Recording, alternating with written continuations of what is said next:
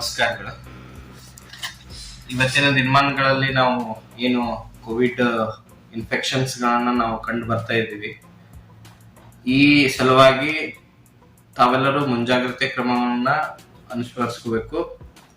ಮತ್ತೆ ಈಗ ಏನಾಗಿದೆ, ನಮ್ಮ ಕೇರಳದಲ್ಲಿ ಜಾಸ್ತಿ ಕೋವಿಡ್ ಪ್ರಕರಣಗಳು ಕಂಡು ಬಂದಿದ್ದು.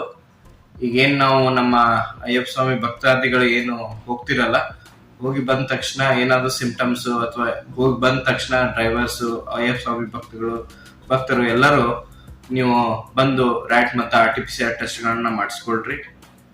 ಒಂದು ವೇಳೆ ತಮಗೆ ಪಾಸಿಟಿವ್ ಆಗಿ ಬಂದ್ರೆ ತಾವು ಮನೆಯಲ್ಲೇ 7 ದಿನದ ಐಸೋಲೇಷನ್ ಗಳನ್ನ ಮಾಡ್ಬೇಕಾಗ್ತದೆ.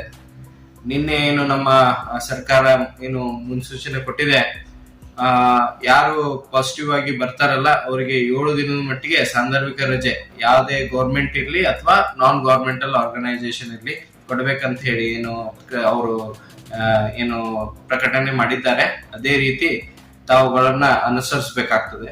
ಎರಡನೇದಾಗಿ ಮುಂಜಾಗ್ರತೆ ಕ್ರಮವಾಗಿ ತಾವೆಲ್ಲರೂ ಮಾಸ್ಕ್ ಮತ್ತು ಸ್ಯಾನಿಟೈಸರ್ಸ್ ಅನ್ನ ಯೂಸ್ ಮಾಡ್ರಿ. ಹಾಗೆ ಮತ್ತೆ ನಮ್ಮ ತಾಲೂಕಾ ಆಡಳಿತ ಏನು ಈ ಕೋವಿಡ್ ಇನ್ಫೆಕ್ಷನ್ ಸಲುವಾಗಿ ನಾವು ಸನ್ನದ್ಧವಾಗಿದ್ದೀವಿ. ಎಲ್ಲವೂ ನಾವು ಪ್ರಿಪೇರ್ ಆಗಿ ಇಟ್ಕೊಂಡಿದ್ದೀವಿ. ಏನೇ ಯಾವುದೇ ಸಂದರ್ಭ ಬಂದ್ರೂ ಸದ್ಯಕ್ಕೆ ನಾವು ಯಾವುದೇ ಸಂದರ್ಭದಲ್ಲೂ ನಾವು ಈ ಕೋವಿಡ್ ಅನ್ನ ತಡೆಗಟ್ಟುವಲ್ಲಿ ನಾವು ಯಶಸ್ವಿ ಆಗ್ತೀವಿ. ಆಮೇಲೆ ಎಲ್ಲನೂ ನಾವು ಪ್ರಿಪೇರ್ ಮಾಡಿ ಇಟ್ಕೊಂಡಿದ್ದೀವಿ. ಸಾರ್ವಜನಿಕರಲ್ಲಿ ಜ್ವರ, ಕೆಮ್ಮು, ನೆಗಡಿ ಮತ್ತು ಏನೇ ಸಿಂಪ್ಟಮ್ಸ್ ಗಳು ಬಂದಲ್ಲಿ ತಾವು ಬಂದು ರ್ಯಾಟ್ ಮತ್ತು RT-PCR ಮಾಡಿಸ್ಕೋಬೇಕಾಗ್ತದೆ. ಮತ್ತು ಅಂತಾರಾಷ್ಟ್ರೀಯದಿಂದ ಬರುವಂತ ಪ್ರಯಾಣದಿಂದ ಬಂದಂತ ಎಲ್ಲ ಸಾರ್ವಜನಿಕರು ತಾವು ಬಂದು ರ್ಯಾಟ್ ಮತ್ತು RT-PCR ಟೆಸ್ಟ್ ಗಳನ್ನ ಮಾಡಿಸ್ಕೊಡ್ರಿ.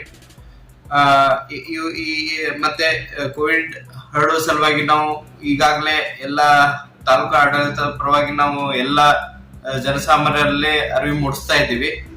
ಆ ಅರಿವು ಮೂಡಿಸೋ ಕಾರ್ಯಕ್ರಮದಲ್ಲಿ ತಾವು ಕೂಡ ಪಾಲ್ಗೊಂಡು ತಾವು ಅದರ ಮುಂಜಾಗ್ರತೆಯನ್ನ ಎಲ್ಲರೂ ವಹಿಸ್ಕೊಳ್ಬೇಕಂತ ಹೇಳಿ ತಮ್ಮಲ್ಲಿ ವಿನಂತಿ ಮಾಡ್ಕೊಳ್ತೇನೆ. ಜೈ ಹಿಂದ್, ಜೈ ಕರ್ನಾಟಕ.